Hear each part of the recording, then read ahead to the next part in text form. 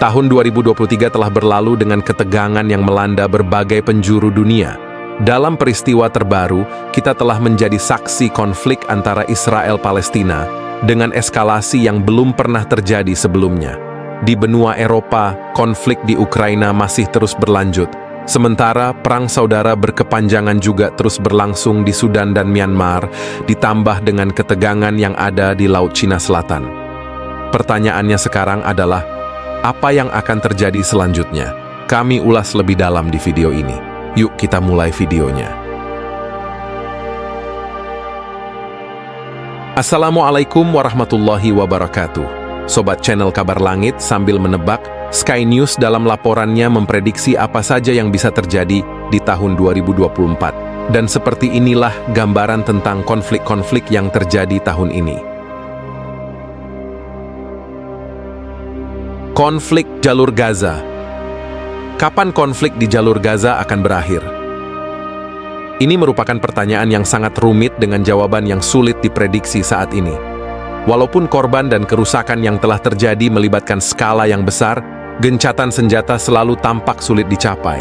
Israel tetap berkomitmen untuk mengatasi Hamas, sementara kelompok pejuang Palestina tersebut belum menunjukkan tanda-tanda kejatuhan. Selanjutnya, apabila Israel berhasil, siapa yang akan mengelola Gaza setelahnya merupakan pertanyaan yang penting. Apakah pembentukan negara Palestina merdeka akan segera terwujud juga menjadi perhatian utama? Di samping itu, stabilitas posisi Benjamin Netanyahu sebagai Perdana Menteri menjadi pertanyaan yang relevan. Selain itu, persoalan mengenai siapa yang akan bertanggung jawab atas kegagalan dalam mencegah serangan dari Hamas juga menjadi hal yang perlu dipertimbangkan secara serius. Koresponden Timur Tengah Alistair Bunkal kemudian menulis, siapapun yang mengharapkan satu momen kemenangan Israel kemungkinan besar akan kecewa.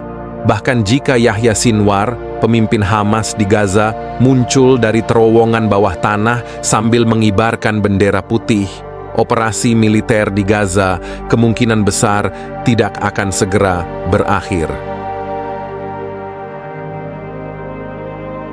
Israel telah mengumumkan tahun 2024 sebagai tahun perang, seperti yang diungkapkan oleh juru bicara IDF, Laksamana Muda Daniel Hagari, melalui pernyataan pada tanggal 31 Desember 2023. Namun, tidak ada yang dapat memastikan berapa lama konflik ini akan berlangsung, mungkin berbulan-bulan atau bahkan bertahun-tahun. Bagi Israel tujuannya adalah untuk mengatasi Gaza dan menghancurkan Hamas, meskipun tidak ada jaminan bahwa mereka akan berhasil. Selain itu, serangan pesawat tak berawak Israel di Beirut Selatan yang dikuasai Hizbullah memiliki potensi untuk menjadi eskalasi yang signifikan, terutama setelah dilaporkan bahwa komandan senior Hamas, Salah al-Aruri, tewas dalam insiden tersebut. Konflik Ukraina. Kantor Presiden Ukraina mengeluarkan pernyataan tegas pada bulan November yang lalu. Terungkap bahwa komandan militer tertinggi mereka, Valery Zaluzhny, mengungkapkan kebuntuan yang terkait dengan konflik bersenjata dengan Rusia yang mendapat ketidaksetujuan dari Presiden Zelensky. Peristiwa ini juga mencerminkan teguran publik yang mencolok dan mengindikasikan adanya perpecahan dalam kepemimpinan militer dan sipil yang menjadi isu yang rumit di Ukraina.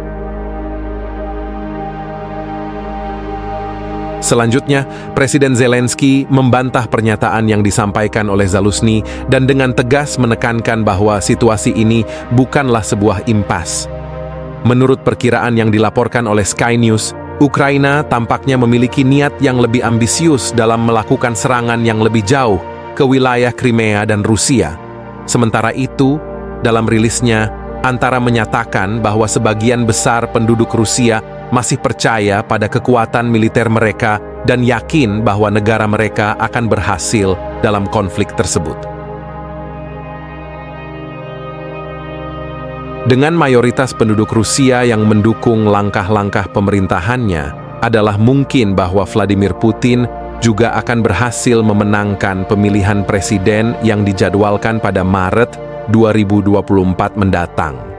Bahkan jika hal tersebut tidak terjadi, kemungkinan besar penggantinya akan melanjutkan perjuangan yang sama.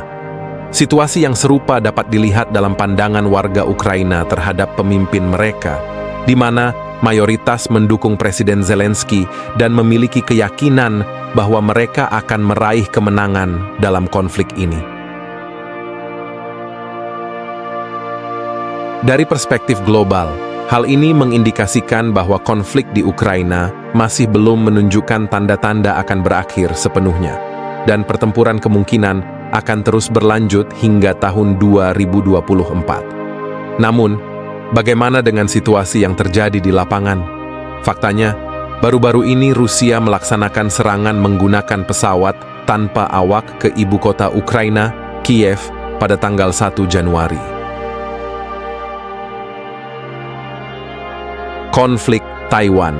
Salah satu calon wakil presiden dalam pemilihan umum Taiwan menggambarkan pemungutan suara yang berlangsung pada tanggal 13 Januari kemarin sebagai pilihan yang berkaitan dengan konsep perang dan perdamaian. Mengapa demikian?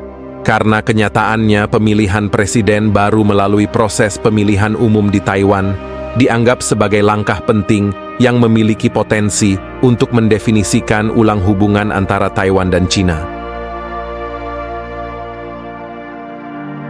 Seperti yang umum diketahui, Taiwan adalah sebuah pulau yang memiliki pemerintahan otonom, tetapi dianggap oleh pemerintah Republik Rakyat Tiongkok sebagai sebuah provinsi yang secara sejarah memisahkan diri.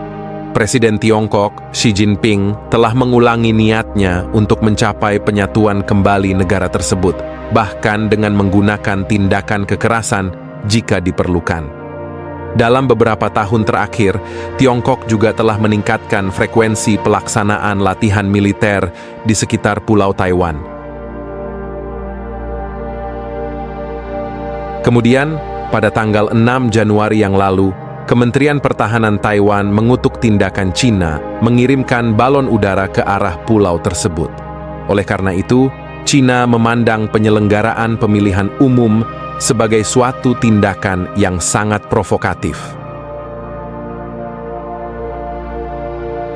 Di samping itu, kemenangan kandidat dari Partai Progresif Demokratik, DPP, Lai Ching-te, adalah hasil yang dianggap paling menakutkan oleh pemerintah Republik Rakyat Tiongkok.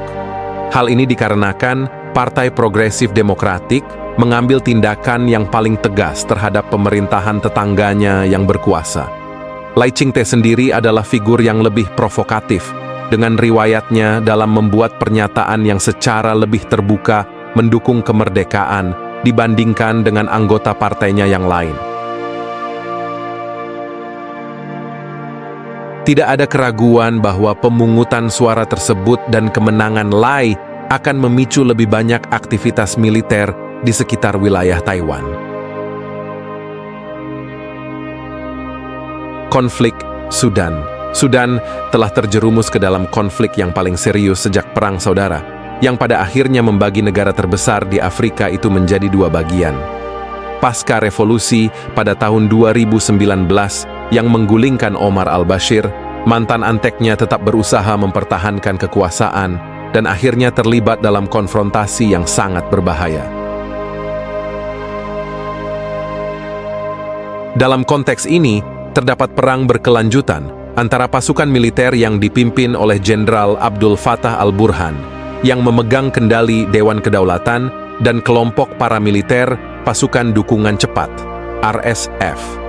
Seruan awal yang berkaitan dengan kebebasan, perdamaian, dan kesetaraan yang mencirikan revolusi kini telah bergeser menjadi seruan untuk mencapai perdamaian dan memungkinkan akses bantuan kemanusiaan.